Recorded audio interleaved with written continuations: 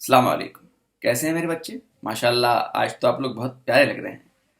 آخر علمی بیٹے بیٹیاں ہیں ہمارے، کیسے اچھے نہ لگتے. آج آپ کی ملاقات ایک ایسے شاعر سے کروانے والا ہوں جن کی شاعری میں بہت مزے کی باتیں ہوتی ہیں. ان کی شاعری کو سن کے مسکراہٹیں زبان پر کھیلنے لگتی ہیں، اور ان کی شاعری میں جو طنز ہوتا ہے، جو مزاح کے ہوتا ہے، وہ بڑا بلا کا ہوتا ہے، بڑا مزے کا ہوتا ہے. اور وہ حالات حاضرہ کے مطابق اتنی زبردست باتیں کہتے ہیں، اسی لیے ان کو لسان العصر بھی کہا گیا. اپنے عہد کی زبان، لسان مطلب زبان، عصر مطلب زمانہ.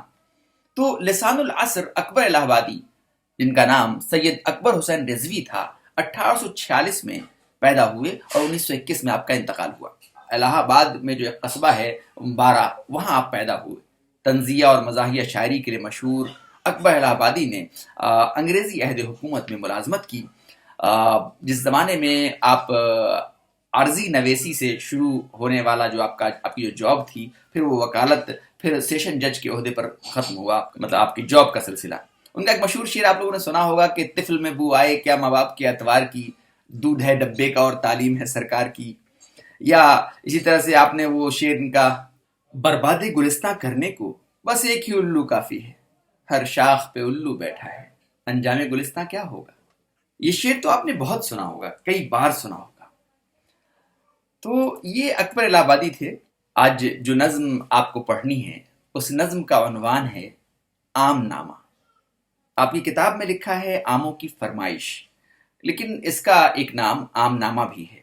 عام مطلب عام اور نامہ مطلب خط. تو چونکہ یہ خط ہے جو لکھا گیا ہے آموں کی فرمائش کے لیے، اسی لیے اس کا عنوان آپ لوگوں کی آسانی کے لیے آموں کی فرمائش کتاب کے اوپر جو ہیڈنگ ہے، اس کی جو عنوان ہے وہ لکھا گیا ہے. اب آئیے اشعار دیکھتے ہیں. نامہ کوئی نہ یار کا پیغام بھیجیے، اس فصل میں جو بھیجیے بس آم بھیجیے. فصل یعنی موسم. تو اس فصل میں جو بھیجیے بس آم بھیجیے، ایسے ضرور ہوں کہ انہیں رکھ کے کھا سکوں. مطلب آم ایسے مت بھیجیے کہ بالکل پکے ہوں، بہت زیادہ پلپلے ہوں، جو فوراً خراب ہو جائیں. نہ نہ، ایسے بھیجیے جنہیں کچھ دن رکھوں آرام سے، تھوڑے تھوڑے پکتے رہیں، کھاتا رہوں. پختہ اگر ہوں 20 تو 10 خام بھیجیے. اگر کچھ آم ایسے ہوں جو تھوڑے پک تو گئے ہوں لیکن ابھی بھی پختہ ہوں. پختہ یعنی کہتے ہیں نا یہ چیز پختہ ہے، مضبوط ہے.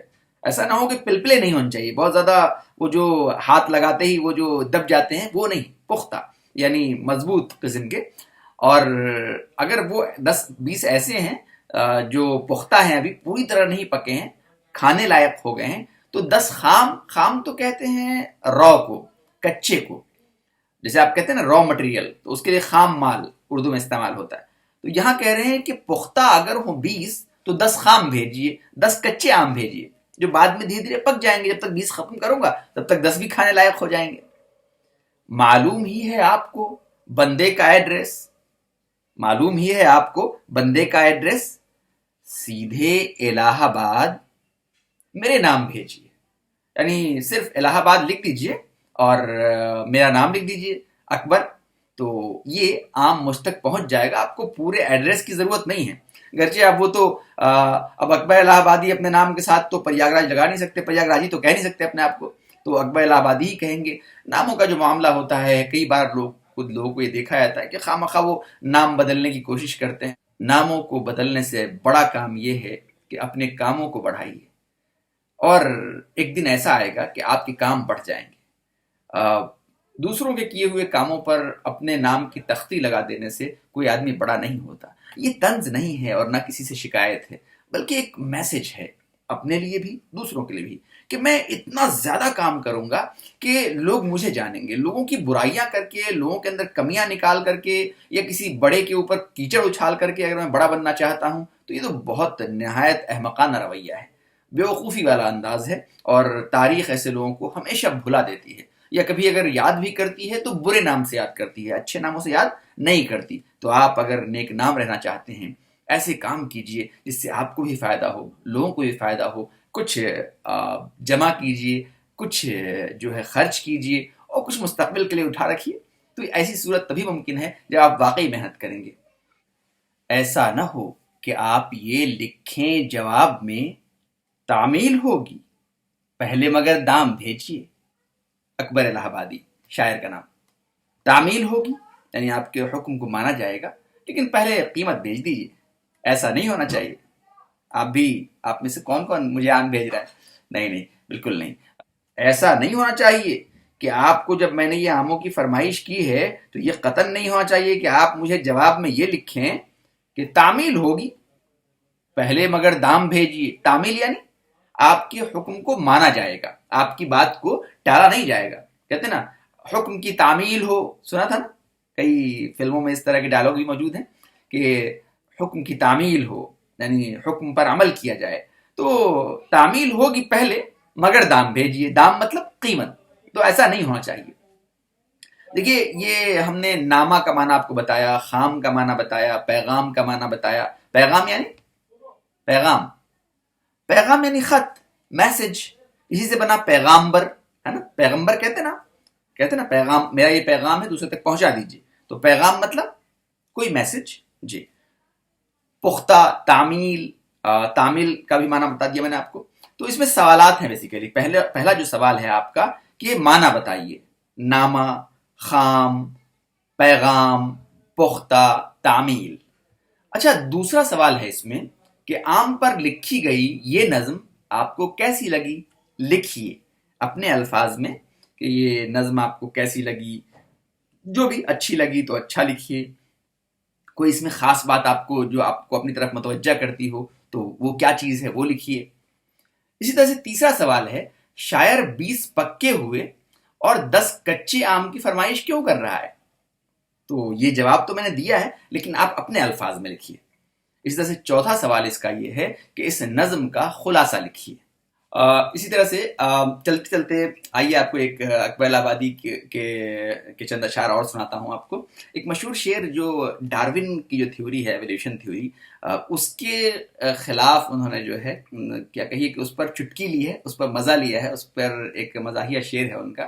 ظاہر سی بات ہے کہ ڈارون کی تھیوری ایک جو اوریجن آف اسپیسیز جو ان کی کتاب ہے اس میں جو انہوں نے جو نظریات پیش کیے ہیں وہ ایک سائنٹیفک انداز میں پیش کیا گیا ایک ایسی تھیوری ہے، ایک ایسا ہائپوتھیسس ہے جس کا دنیا کے اکثر سائنٹسٹ نے سو رد کیا ہے۔ جو لوگ اس کو اندھ وشواس کے طور پر رد کرتے ہیں وہ بھی ایک بچپنا ہے، اور جو لوگ اس کو سائنٹیفکلی جو اس کو جو ڈسپروف کیا گیا ہے اس کو رد کرتے ہیں، یہ بھی ایک عقل مندی کی بات نہیں ہے۔ البتہ نیچر میں ہمارے بہت کچھ تبدیلیاں ہوتی رہتی ہیں، ان تبدیلیوں کا مطلب یہ نہیں ہے کہ انسان کا وجود تو نہیں کہوں گا، لیکن وہ جو پوری تفصیل ہے اس کا وقت نہیں ہے کہ بندر سے انسان پیدا ہو جائے۔ ہمارا عقیدہ تو یہ ہے کہ ایک اللہ ہے جس نے پیدا کیا، اور آدم بعد تک کپڑا پہنتے تھے جنت میں، اور جب وہ دنیا میں بھیجے گئے، جب انہوں نے وہ پھل کھایا اور پھل کھاتے ہی ان کے جسم سے وہ کپڑے اتر گئے تو وہ پتوں سے اپنے آپ کو چھپانے لگے۔ اسی حالت میں اللہ نے ان کو دنیا میں بھیج دیا، ان کو یعنی کہ ایڈم اینڈ ایو کو، یعنی آدم علیہ السلام کو اور حوا علیہ السلام کو،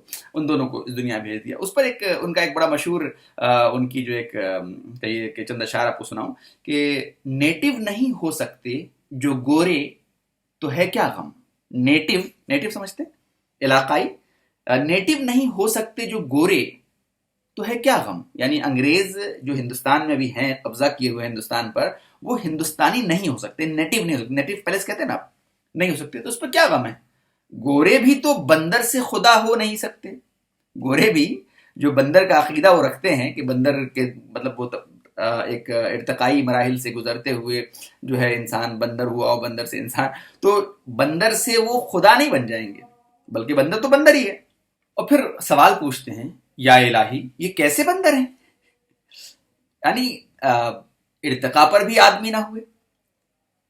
تو آپ سمجھ رہے ہیں نا کہ کس طرح کا طنز ہے کہ آدمی جو ہوتا ہے وہ عقل و شعور رکھتا ہے، سمجھ رکھتا ہے، اس کی ایک فہم ہوتی ہے جس کے مطابق وہ نقل کرنے کی کوشش کرنے کے بجائے، کسی کی تھیوری کے پیچھے چلنے کے بجائے خود تحقیق کرتا ہے، اور تحقیق کر کے جو صحیح چیز ہوتی ہے اس کو قبول بھی کرتا ہے، اور اس میں نئی چیزیں، مزید نئی چیزیں اس میں مزید بڑھاتا چلا جاتا ہے۔ تو دیکھیں شعر کتنا اچھا ہے کہ نیٹو نہیں ہو سکتے جو گورے تو ہے کیا غم، گورے بھی تو بندر سے خدا ہو نہیں سکتے، یا الہی یہ کیسے بندر ہیں، ارتقاء پر بھی آدمی نہ ہوئے۔ اب جو دوسری کہانی ہمیں آپ کو آج سنانی ہے وہ ہے 3 عالم ایک ملاح۔ عالم یعنی علم رکھنے والا، عالم یعلم جاننا، ہے نا، عین لام میم عالم، عالم یعلم اسی سے بنا ہے عالم. تو عالم ہر اس شخص کو کہتے ہیں جو کسی بھی فن میں مہارت رکھتا ہو، کسی چیز کی اچھی سمجھ رکھتا ہو. مثلا ایک شخص جو ہے سائنس کا عالم ہو سکتا ہے، ایک آدمی میتھ یعنی ریاضی کا عالم ہو سکتا ہے، اسی طرح سے ایک آدمی آرٹ کے جو مختلف سبجیکٹس ہیں ان کا عالم ہو سکتا ہے، کسی مشین کا عالم ہو سکتا ہے. تو عالم یعنی جاننے والا. اسی طرح سے قرآن و حدیث کے علم کو جس طرح سے اللہ تبارک تعالیٰ نے قرآن میں نازل فرمایا، اس کی جو تفسیر پیارے حبیب محمد عربی صلی اللہ علیہ وسلم نے جو سمجھائی، اور اس کو جس طرح صحابہ نے سمجھا، پھر ائمہ مجتہدین محدثین نے جس طرح اس کو سمجھا اور سمجھایا کہ اس طرح اللہ تبارک تعالیٰ نے یہ بات فرمائی اور نبی کریم صلی اللہ علیہ وسلم نے اس کو اس طرح سے سمجھایا، اس کا یہ مطلب ہے، اس شخص کو بھی عالم کہتے ہیں. آج جو ہماری کہانی ہے اس کا موضوع کیا ہے؟ 3 عالم ایک ملاح. اب اگر ہم اس کو پڑھیں تو کیا ہے؟ ایک سائنسداں سمجھتے ہیں سائنٹسٹ، ایک ریاضی داں یعنی جی میتھمیٹکس جو ہے اس کا علم رکھنے والا، حساب کا علم رکھنے والا، علم الحساب بھی کہتے ہیں اس کو ریاضی کو. اور ایک شاعر یعنی شعر کہنے والا، شاعر، شاعرہ، شعر کہنے والی، شاعرہ. اس طرح سے جس کو آپ کوی کہتے ہیں ہندی میں، یا پوئٹ کہتے ہیں انگریزی میں، اسی کو اردو میں شاعر کہتے ہیں. شین الف عین رے، اسے کیا مطلب ہوا اس کا؟ شاعر کا، پوئٹ. تو ایک سائنسداں، ایک ریاضی داں، ایک شاعر دریا کی سیر کے لیے گئے. انہوں نے سوچا کہ کیوں نہ کشتی میں سیر کی جائے. انہوں نے کرائے پر ایک کشتی لی، کشتی، بوٹ کہہ لیجیے اس کو، ناؤ، اور اس میں بیٹھ گئے. اور ذرا سی دیر میں تینوں اپنے اپنے خیال میں مست ہو گئے. تھوڑی سی دیر کے بعد شاعر نے ملاح سے پوچھا. ملاح کہتے ہیں ماہی گیر، مچھلی پکڑنے والے. اسی ملاح کو ناخدا بھی کہتے ہیں، کھویا یعنی کہ کشتی کھینے والا، بوٹ چلانے والا سمجھ لیجیے آپ اس کو. تو یہاں پر شاعر نے ملاح سے پوچھا. کیا پوچھا؟ ملاح، اس وقت سورج کے ڈوبنے کا منظر کتنا سہانا معلوم ہوتا ہے. وہ دیکھو پانی میں اس کی لالی کتنی بھلی لگتی ہے. کیا تم نے کبھی کوئی شعر سنا ہے جس میں شاعر نے ایسے منظر کی تصویر کھینچی ہو؟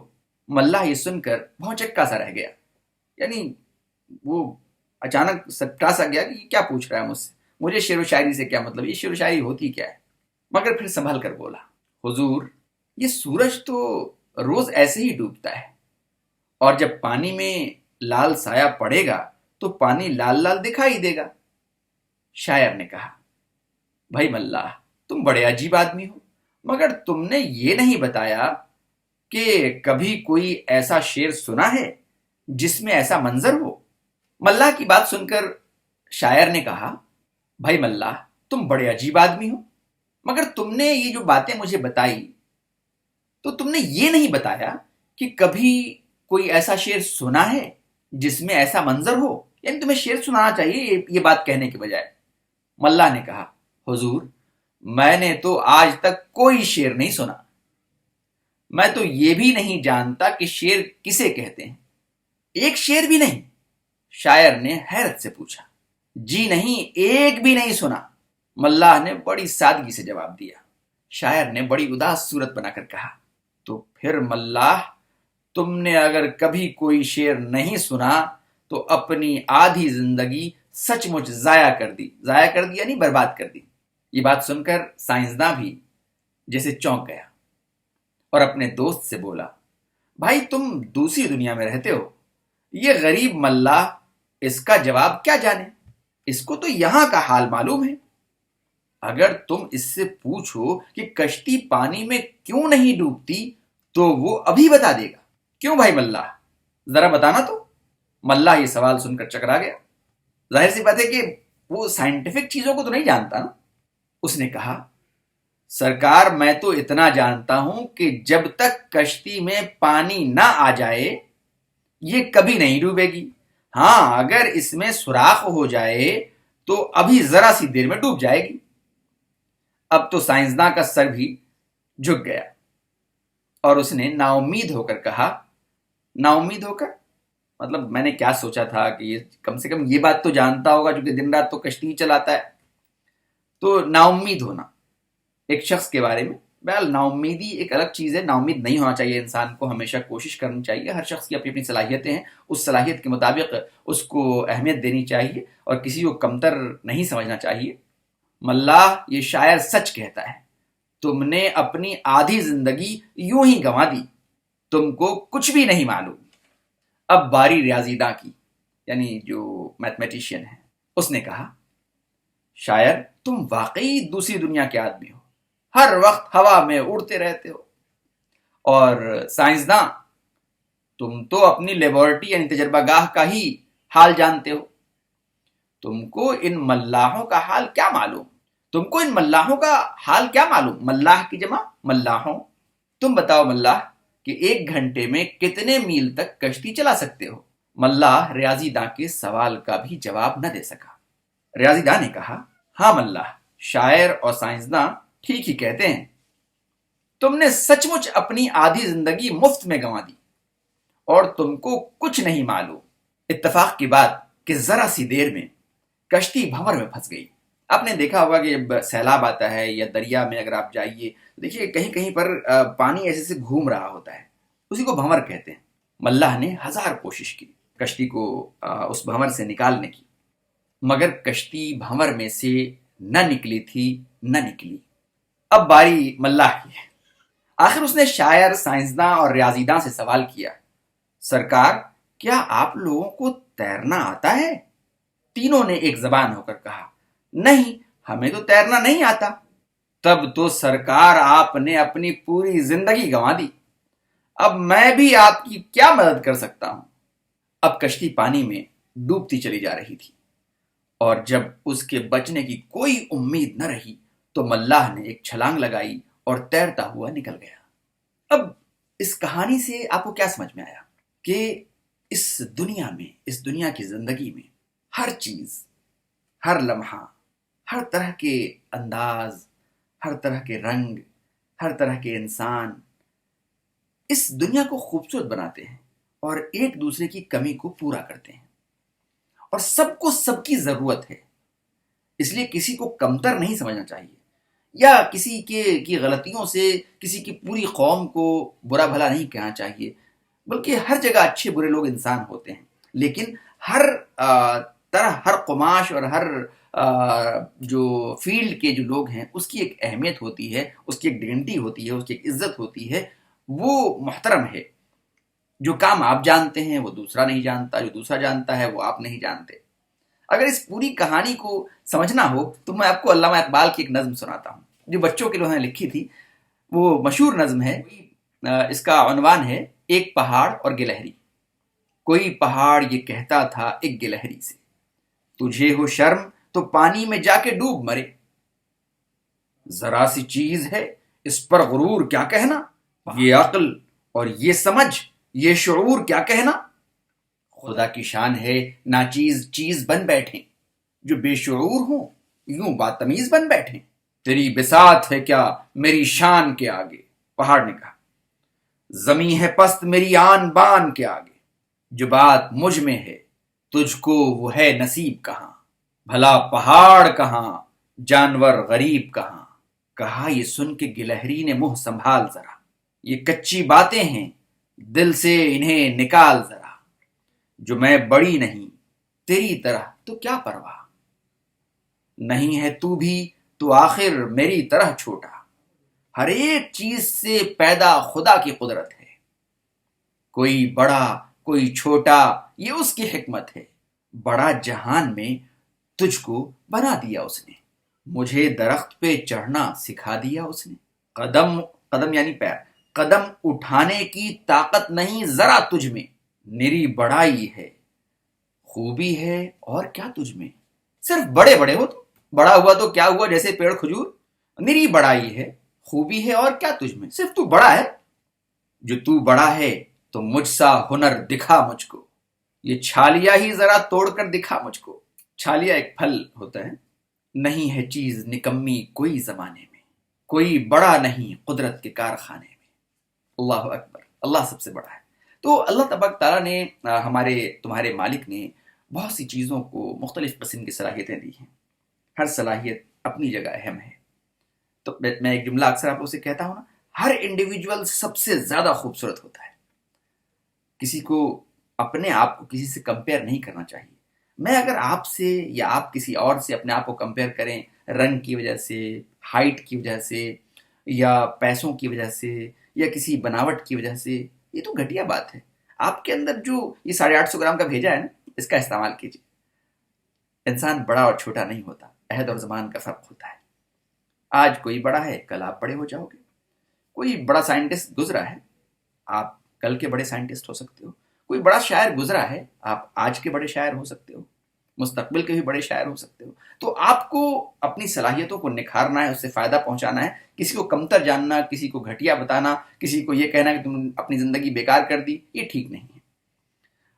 یہی اس کہانی سے ہمیں سبق ملتا ہے کہ جو جہاں ہے اس کی اپنی حیثیت ہے. ہاں البتہ مختلف میدانوں میں انسان کو آگے بڑھنے کی کوشش کرنا چاہیے. ایک آدمی کے اندر بہت سی خوبیاں ہونی چاہیے، یہ ایک اچھی بات ہے. اب آئیے سوالات پہ آتے ہیں. لکھا ہے سوال، یعنی سوال کی جمع سوالات. معنی لکھیے. پہلا سوال ہے عالم. عالم کا معنی لکھیے جاننے والا. ملاح بتا چکا ہوں، ضائع کرنا، بیکار کر دینا. ضاد الف حمزہ عین، ضائع. اس طرح سے ریاضی داں، میتھمیٹیشین بتایا تھا. اس طرح سے منظر، منظر یعنی سین. دوسرا سوال، سوالوں کے جواب لکھیے. پہلا ہے ریاضی داں نے ملاح سے کیا سوال کیا. اگر آپ نے پڑھ لیا تو آپ کو اس کا جواب مل جائے گا. پھر ایک سوال ہے اس کہانی سے کیا سبق ملتا ہے، جو میں نے بتایا. ایک اور سوال ہے جب 3 عالموں نے کہا کہ انہیں تیرنا نہیں آتا تو ملاح نے آخر میں کیا کہا. یہ اس کہانی کا سب سے اہم حصہ ہے، اور یہ جواب آپ کو لکھنا ہے اور لکھ کر مجھے بھیجنا ہے تاکہ میں اس کو دیکھوں. لیکن ابھی تک آپ لوگوں میں سے بہت کم لوگ ہیں جو سوالوں کے جوابات لکھ کے بھیج رہے ہیں. یہ ٹھیک نہیں ہے. پلیز تھوڑی سی محنت کر لیجیے. جو لوگ محنت نہیں کرتے، جو وقت کو ضائع کر دیتے ہیں، وقت انہیں ضائع کر دیتا ہے. الوقت کالسیف فإن لم یقطع تقطعک. وقت تلوار کی طرح ہے، تم اگر اس کو نہیں کاٹو گے تو وہ تم کو کاٹ دے گا. تو میرے بچوں تھوڑی سی محنت کر لیجیے، اپنا وقت ضائع نہ کیجیے. ایک بار محمد عربی صلی اللہ علیہ وسلم نے فرمایا تھا، جس کے راوی عبداللہ بن عباس رضی اللہ عنہ، 5 چیزوں کو 5 چیزوں سے پہلے غنیمت جانو. اپنی جوانی کو بڑھاپے سے پہلے، اپنی صحت کو بیماری سے پہلے، اپنی مالداری کو اپنی تنگ دستی یعنی غربت سے پہلے، اپنی فراغت کو یعنی جو آپ کو وقت ملا ہے بہت زیادہ، مشغولیت سے پہلے، اور اپنی زندگی کو اپنی موت سے پہلے. ہم کتنے لوگ ہیں جو اس کو یاد رکھتے ہیں؟ یہ حدیث صحیح الترغیب للالبانی حدیث نمبر 3355 پر ہے. میں امید کرتا ہوں کہ آپ لوگ اپنے وقت کی قدر کریں گے، اپنے دوستوں کی، اپنے ساتھیوں کی قدر کریں گے. ان سے جو چھوٹی موٹی کمزوریاں ان کے اندر دکھتی ہے، ان کمزوریوں پر منفی نگیٹو تبصرہ کرنے کے بجائے ان کے اندر کیا خوبیاں آپ بھر سکتے ہیں، کتنا کچھ آپ ان کو سکھلا سکتے ہیں. اس سکھلانے کے دوران میں آپ بہت کچھ سیکھیں گے اور ایک بہت بڑی چیز حاصل کر لیں گے کہ وہ آپ کا سچا دوست ہو جائے گا زندگی بھر کے لیے. تو ان چیزوں پر محنت کریں. پھر جائے کہ کسی کی کمیاں نکالیں، کسی کی برائیاں نکالیں، کسی کی برائیوں کے پیچھے پڑے رہیں، کسی کے ٹوہ میں لگے رہیں، کون کہاں جاتا ہے، کون کیا کرتا ہے. آپ کیا کر رہے ہیں اس پر دھیان دیجیے. 4 نمبر سوال ایک اور ہے اس میں کہ نیچے دیے گئے لفظوں میں سے مذکر اور مؤنث الگ الگ کیجیے. مذکر کیا ہے اور مؤنث کیا ہے، اس پر جو ہمارا لیکچر ہے اس کو سن لیجیے، آپ کو معلوم ہو جائے گا. ٹھیک ہے، تو کیا ہے وہ؟ دریا، سیر، کشتی، خیال، شعر، حیرت، زندگی، بھنور، امید. اس میں سے کون مذکر ہے اور کون مؤنث، یہ آپ کو لکھنا ہے اور لکھ کر کے مجھے بھیجنا ہے. ٹھیک ہے، بہت شکریہ. اور جن کو کوئی دقت ہو تو وہ ہمیں 9871716440 پر کانٹیکٹ کریں. شکریہ. ہم نے ابھی آپ کو اس کہانی کو سمجھانے کے لیے علامہ اقبال کی ایک نظم سنائی. آئیے ایک اور نظم ہے، وہ بھی سنیے، چونکہ آپ کی کتاب کا حصہ ہے. صفحہ نمبر 134 پر وہ کیا ہے؟ ہمدردی. جو چیزیں میں نے چھوڑ دی ہیں وہ آپ کے سلیبس کا حصہ نہیں ہیں۔ اس نظم کا عنوان کیا ہے؟ ہمدردی۔ پہلا شعر ہے: ٹہنی پہ کسی شجر کی تنہا، بلبل تھا کوئی اداس بیٹھا، کہتا تھا کہ رات سر پہ آئی، اڑنے چگنے میں دن گزارا، پہنچوں کس طرح آشیاں تک، آشیاں ٹھکانا، گھونسلہ، ہر چیز پہ چھا گیا اندھیرا، سن کر بلبل کی آہوزاری۔ آہوزاری یعنی وہ جو رو رہا تھا، وہ جو اپنی بپتا گا رہا تھا، جو اپنی بپتا کہہ رہا تھا۔ ہوتا ہے نا کئی بار آدمی جب بہت پریشانی میں ہوتا ہے تو اپنے آپ سے بات کرتا ہے، تو وہ بلبل بھی اپنے آپ سے بات کر رہا تھا۔ تبھی اس کے پاس ایک جگنو تھا، اس نے سن کر کیا کہا؟ جگنو کوئی پاس ہی سے بولا، حاضر ہوں مدد کو جانو دل سے، کیڑا ہوں اگرچہ میں ذرا سا۔ کیڑا، انسیکٹ، چھوٹا سا کیڑا تو ہوں میں۔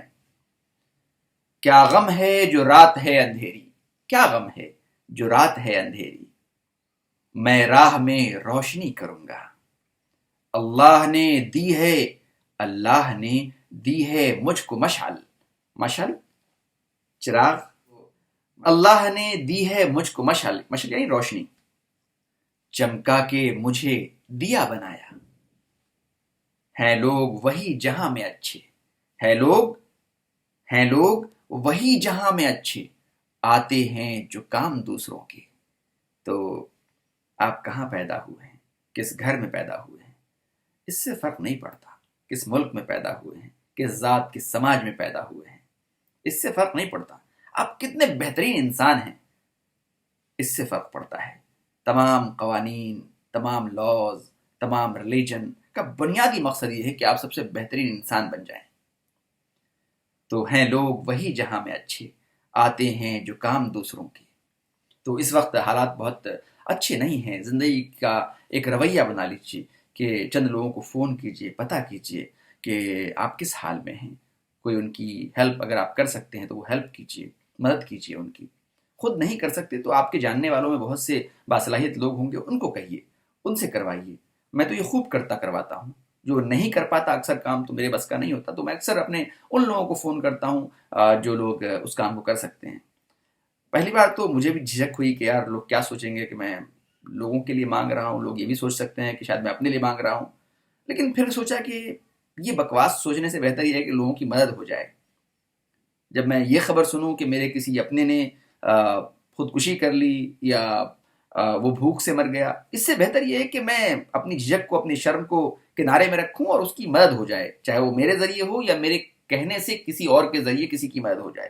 اور یہ بہت آسان ہوتا ہے، ہزاروں لوگ یہ چاہتے ہیں کہ مدد کریں، لیکن کئی لوگ ایسے ہوتے ہیں جو مدد کروا سکتے ہیں لیکن کرتے نہیں۔ تو یاد رکھو، یہ بہت خطرناک رویہ ہے، اپنے آپ کی اصلاح کر لو۔ یہ تمہیں اللہ کے ہاں بھی رسوا کرے گا، اور اس دنیا میں بھی کئی بار جب تمہیں مدد کی ضرورت ہوگی تو کوئی تمہاری مدد کرنے والا نہیں ہوگا۔ تم اللہ کے بندوں کی مدد کرو، اللہ تمہاری مدد کرے گا۔ اب آئیے سوالات پہ آتے ہیں۔ معنی بتائیے۔ شجر یعنی درخت، آشیاں یعنی ٹھکانا، آہوزاری، آہوزاری آہ بھرنا تکلیف میں، اور آہ بیان کیا جا رہا نا، آہوزاری۔ مشعل روشنی۔ نمبر 2، جواب لکھیے۔ اس نظم کا خلاصہ اپنی زبان میں لکھیے۔ اب جو میں نے خلاصہ بیان کیا ہے آپ چاہیے تو وہ لکھیے یا اپنی طرف سے کچھ لکھیے۔ بلبل کہاں اداس بیٹھا تھا، اگر نظم پڑھ لی ہے تو آپ کو معلوم ہو جائے گا۔ تو ٹہنی کس کو کہتے ہیں؟ ڈالی کو، ہے نا۔ تو اسی طرح سے بلبل کی آہوزاری سن کر جگنو کیا بولا، وہ لکھیے۔ اب آئیے واحد سے جمع بنائیے۔ ٹہنی کی جمع بنائیے، شجر کی جمع بنائیے، ایسے شجر کی جمع اشجار ہوتی ہے۔ روشنی، روشنی کی جمع بنائیے۔ راہ، راہ کی جمع بنائیے، راہ مطلب راستہ، راہ مطلب راستہ۔ رات کی جمع بنائیے۔ آج دوستو اتنا ہی، پھر ملتے ہیں بریک کے بعد۔ تو امید ہے کہ آپ اس وقت اس بار مجھے کیا کہتے ہیں اس کو، نا امید نہیں کریں گے، نراش نہیں کریں گے۔ نا امید تو خیر میں نہیں ہونے والا انشاءاللہ، کیونکہ آپ کا اچھا کام کرنا نہ کرنا اس سے میری ذات پہ کوئی اثر نہیں پڑے گا۔ آپ محنت کریں گے تو اس کا پھل بھی آپ ہی کو ملے گا۔ پوری زندگی آپ کو فائدہ ہوگا، اور اگر محنت نہیں کریں گے تو نقصان آپ کا ہے۔ تو میں امید کرتا ہوں کہ آپ لوگ میری امید پر کھڑا اتریں گے، اور میں آپ لوگوں سے اچھی امید کرتا ہوں۔ شکریہ۔